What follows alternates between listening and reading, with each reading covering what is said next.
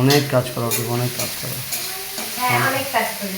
আর এখানে দেখো আজকে বড় বড় হচ্ছে তেলাপিয়া, এখানে তেলাপিয়া মাছ।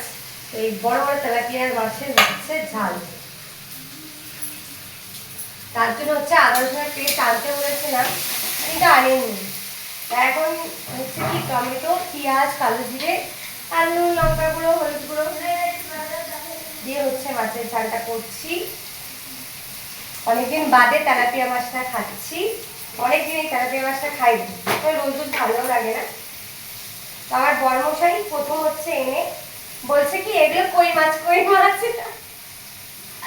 আমি ভাবছি, আমি কালকে বলছি কেন কই মাছ কেন এনেছো, তো তুমি অন্য মাছ আনতে পারতে বলে কালকে থেকে ঝামেলা করছি। আজকে ফ্রিজ থেকে মাছটা বার করে দেখছি কি না, আমার মাসি বলছে এই এত বড় বড় কই মাছ তো আমি কোনোদিন দেখিনি। আমিও ভালো করে দেখছি, হ্যাঁ এই তো তেলাপিয়া মাছ, আর বলে কি কই মাছ। সেই ভেবে আমি ভাবছি কি দিয়ে রান্না করবো কই মাছ, জ্যান্ত মাছ যেরকম ভাবে রান্না করা যায় না, আর তেল কই কই করলে ভালো লাগে না। এখন দেখছি না, তাও আদা রসুনের পেস্ট আনতে বলেছি সেটাও ভুলে গেছি। যাই হোক এটাই ঝাল ঝাল করবো মাখা মাখা করে।